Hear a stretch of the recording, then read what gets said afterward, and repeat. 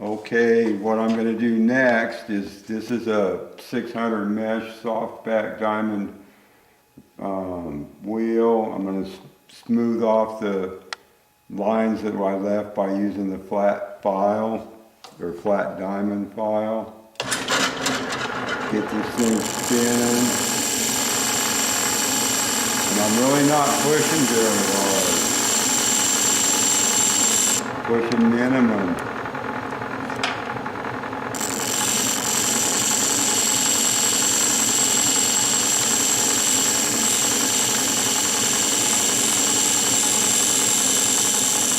And if you'll notice, I'm going past center.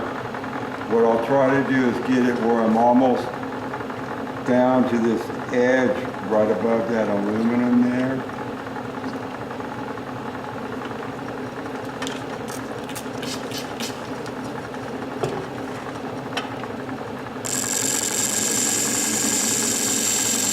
And I have it at a slight angle to cut across where the scratches were. This is almost done. It doesn't really take that long.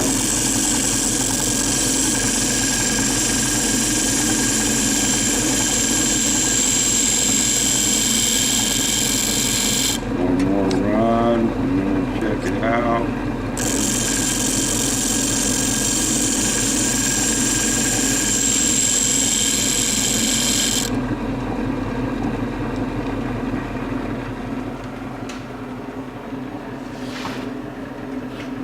Okay, now you can see that it's getting pretty shiny.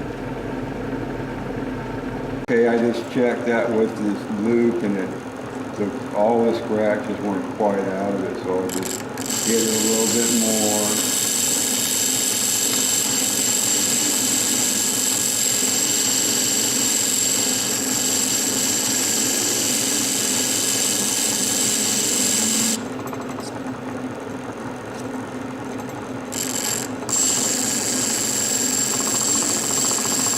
You don't really want it stopping it, otherwise you're going to get a unwanted flat in it.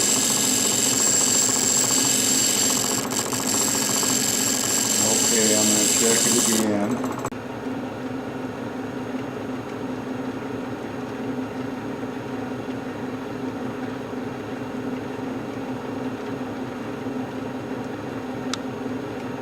There's still a few in it, so obviously I'm just gonna keep working on it till I can't see any grinder scratches with a 10-power loop.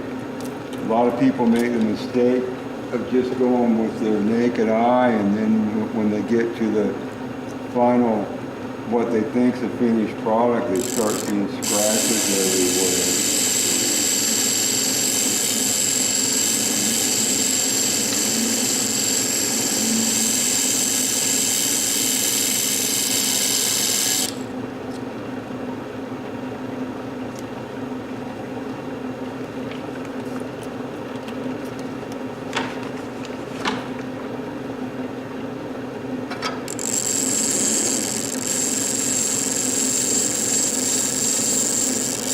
The hardest part to keep it, or the hardest place to keep it spinning is way out there on the tip. And that's where the scratches are being left behind. All of these steps, if you want to have perfection, you have to persist and don't start trying to sidetrack or shortcut things.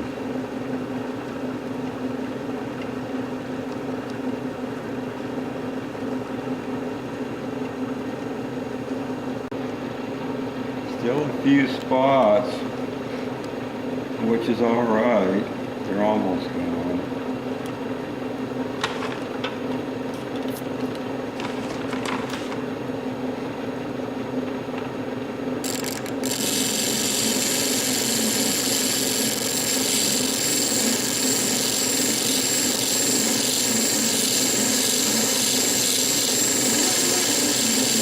Hear that thing spinning? Probably going some tens of thousands of RPM. I keep squirting water in that hole so I get a real good lubrication from the soap.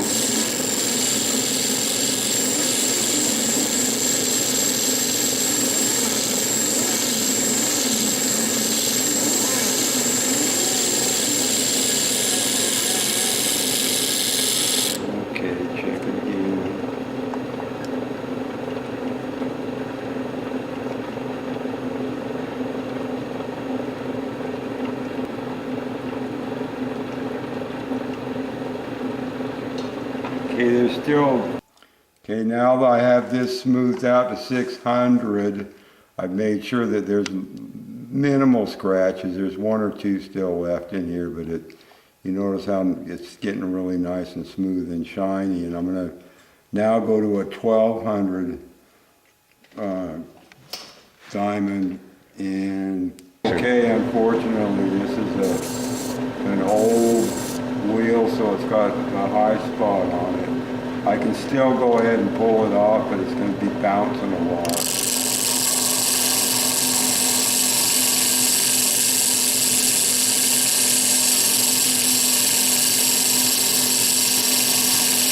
And after I get this side done, I'll go ahead and pull the bead off, and I'll show you the distinct difference before I do the other side in the two faces.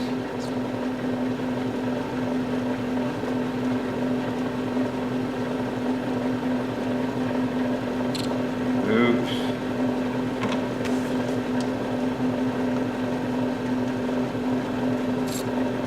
I don't know if you can see it or not. You should be able to. It's shinier on this side than this side. I guess I'll see when I go to edit the video.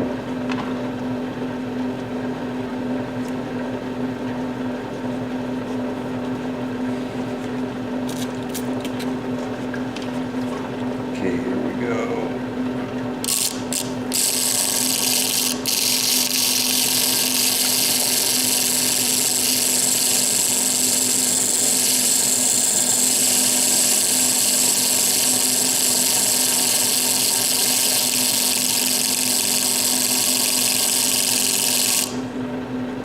Run over it twice and then do a little inspection on it.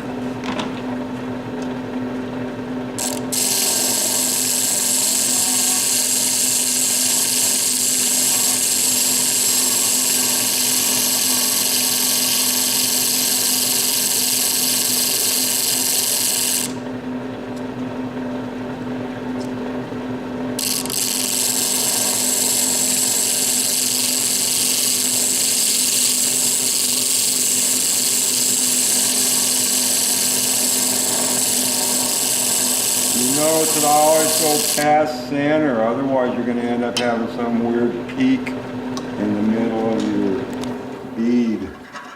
Okay, now I'll check this one out.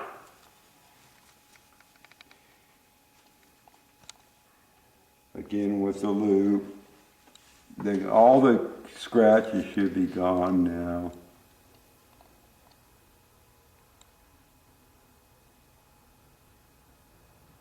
And you're really better off spending the time to go over the whole surface, like even if you're cutting a cab. You know, if you don't go over the whole surface, lo and behold, there'll be one scratch that you didn't see. Okay, it's getting pretty smooth. It's got a little bit of what they call orange peel on it, but I can deal with it. Okay, here it is at 1200. Noticeably shinier. It's got a little bit of orange peel on it, which we'll discuss after I do the 14,000 mesh. Hopefully the 14,000 will take the orange peel out, but I kind of doubt it. So I'll go ahead and hit it on the 14 and we'll see what we end up with.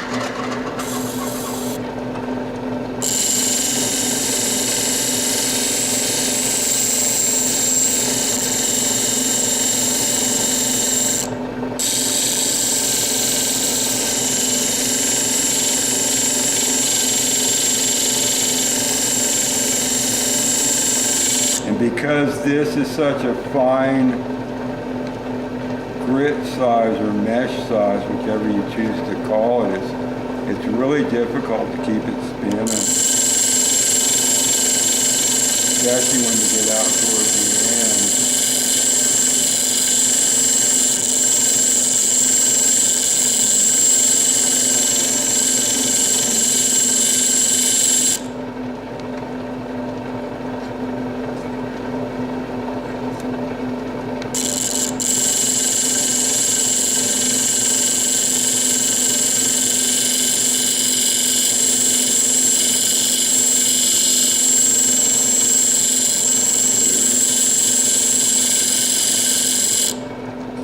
Okay, now I'll go ahead and check this out. One thing, progressively as you get smoother and smoother, the time it takes to do the next grit size, it goes pretty quick. Worst case scenario, I'll go to my wooden wheels. The orange peel is getting pretty much out of it.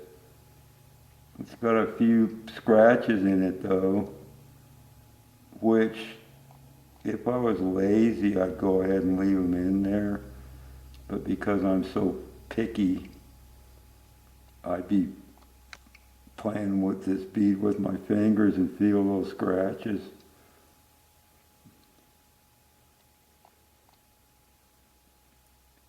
Okay, I'm going to go ahead and show this as it is. If I hadn't seen those little scratches in there, it'd be ready to do the final polishing on, but rather than film going back through the steps to get rid of that again, I'll just go beyond that, and I'll explain orange peel to you. There's the worst stone for orange peel is jade, nephrite, mostly nephrite. And over the years I figured out ways to overcome it. What causes it is there's like microscopic areas where it's softer, harder, and typically it'll look like an orange peel. There'll be all these little circular low spots in your finish. I think I'll go ahead and use a wooden wheel on this when we get to that point, so that people get a better understanding of why I personally choose to use wood in a lot of my final polishing.